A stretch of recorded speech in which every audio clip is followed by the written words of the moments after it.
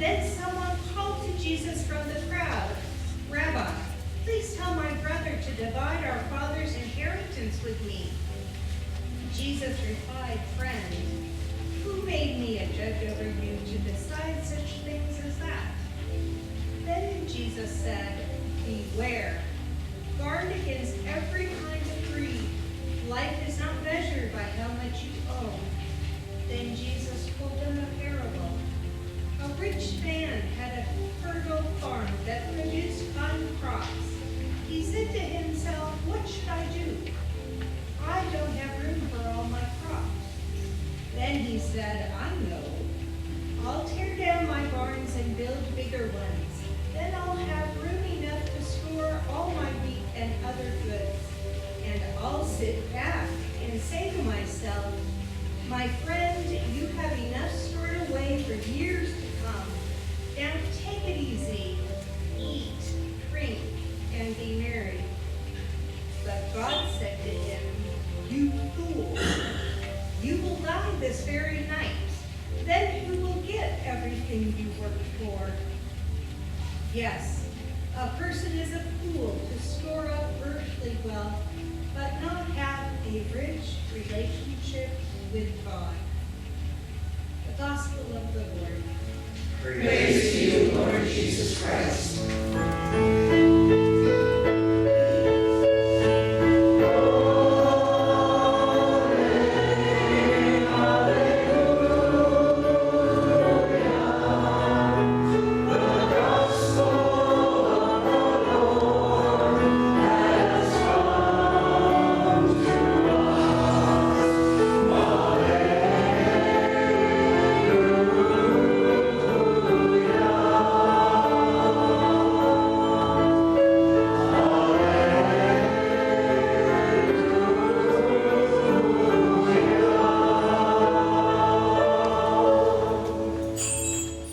Please be seated.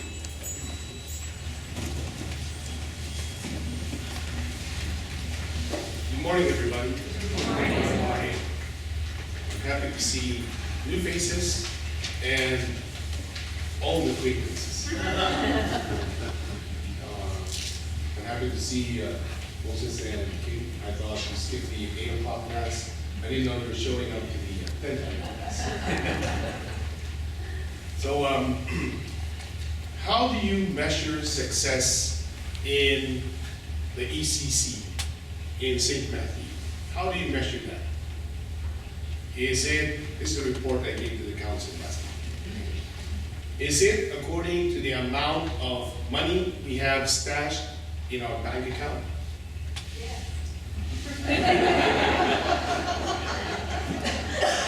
They say we're hurting. They say we're hurting, but if you ask Catherine, we never had so much money in the entire 35 years of St. Matthew than now. Thanks to the good leadership, and stewardship of our leaders. They're not perfect, but they're the best that we can ever have. Okay? So, how do we measure that? Because in today's reading, the 3 readings talks to us about prioritizing our values. Values are important things, right? They're not weaker things. They're very important. But how do we prioritize them? I was about to say put a hierarchy. No, a more word in St. Matthew. Prioritize values that we have. How do we prioritize them? Well, the first reading gives us an idea. First, it talks about our work. He talks about our effort of putting ourselves into a job that keeps us busy and at the same time realizes us as a person because our potentials are being tapped. Our work, when we put ourselves into it, we benefit and we reap the fruits of our labor, which is good. The only thing with the work is, Kohelet asked, what is the meaning and purpose of our work? Why do we work? We have to establish that in ourselves because sometimes we give ourselves our best to whatever we can, and then we die, and then after that, we will benefit from the works that we have produced. Somebody from the family will inherit it, somebody who didn't work for it, and they will have it. So I remember last Wednesday, I was visiting a sick lady. Her name is Yadira. She's from Mexico, and she's an immigrant, and she was able to fulfill her American dream, North American dream. She has a good house in Anaheim. She has, her husband has a company of construction company. They have big trucks and new cars. So last Wednesday, she asked me to visit her and celebrate the Mass because she was found with brain tumor, and she's about to undergo a surgery last Thursday or Friday. So I went there, and I noticed that last Wednesday was Saint Ignatius of Loyola Day. It's his feast day. He's also like Yadira, a famous person. He was a commander, a soldier, very famous, but his ship got hit by a cannon and he lost a leg. And on his recovery, he needed something to pass his time, so he wanted to read books. But the only book available was the book of the saints, the lives of the saints. So he read through that, and that converted him. And he became a religious missionary priest. And he founded the Society of Jesus, the Jesuits they're called. And so he found meaning in that, since he cannot be anymore a soldier, he was transformed when he read the life of the saints into a soldier to Jesus Christ. And he founded this special force for the Pope, who are going out to the rest of the world to evangelize and establish mission in the most difficult countries in the world. And they're successful. As a matter of fact, they produce a Pope. Our Pope now. He's a Jesuit. No. And so, with Yadira, I asked her, what is the meaning of everything that you have founded in your life? What is the purpose of all this work? I know when you work, you get stressed out, and sometimes you have sleepless nights because you left the work undone, and you have to finish it the following day. You want to know what work is? Ask Mother Martha. She has sleepless nights, and she has to do, on top of the work, serve St. Matthew with all the demands that we are being asked. But she's there. Why? Because she knows what is the meaning of that work. Okay. For us, in the second reading, it gives us a different type of not only working as a career, not only working as means of earning a living, but in the second reading, St. Paul says to the Colossians, you work to improve the quality of person we are. We work to improve who we are as a person, as an individual. Why? Because even though we're stuck with the daily in and out of struggles in our work, we try to set our hearts for what is lasting, of things that is above, of things that are heavenly. So we put our trust into that. Even though we need to work, we try to improve ourselves. We ask ourselves, what is the meaning and purpose of my life? Like Yadira, I will ask you, do you know that you will die sometime soon? Are you okay with that? Yeah? Who's ready to die? Raise your hand. Ready to die. Only a few of us. Last week I got my package for life plan for dignity. I'll be taken care of by Fairhaven. My ass is in Laguna Beach. No tube. I'm ready. But we ask ourselves the question, what is the meaning of our life? Why do we toil? Why do we work? What is the purpose of all those things? So, what kind of job am I doing? What are we a church for in St. Matthew? Are we just a church to keep the priest busy? Or we are a church of somebody? We are a church of something. And just to help you out, do you know that St. Matthew has been toiling and working and trying to make its presence felt all over Orange County? Do you know that 4 times a year We placed our church into a sanctuary so that people who haven't seen each other, they're immigrants, who haven't seen their family for 10, 20, 30 years, they go and meet here, and they're given a humanitarian visa so that they can stay with their family for at least 10 days. And we don't know if they will still see their parents because they're already old. And the family can't go to Mexico because they don't have documentation, proper documentation. But with that 10 days, it's a gift for them to be able to meet their families here at St. Matthew. They come together, they're blessed, and then they're off, like a sting operation. Otherwise, ICE will be checking with us. Is that recorded? Oh. So, do you know also that last year, St. Matthew, with the citizenship program through Accord, we were able to help 1,000 permanent residents to become U.S. citizens? We've done that. We didn't do anything, we just facilitated our leaders and the efforts that they have. Do you know that when there's labor dispute in Orange County, they call the priest of St. Matthew to pray for them?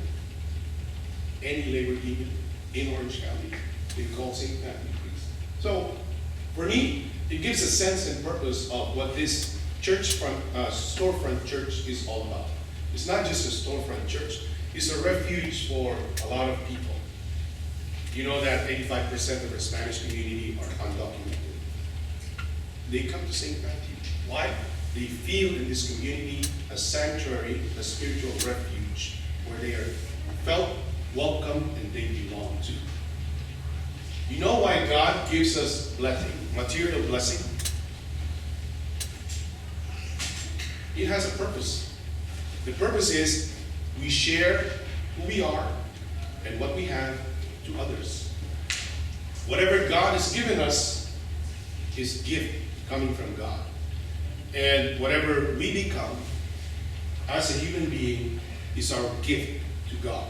When we try to offer ourselves and the best of who we are at the service of our brothers and sisters, especially the outcast, the downtrodden, the rejected, marginalized profile. And St. Matthew is just about that. We have a purpose and a meaning as a community.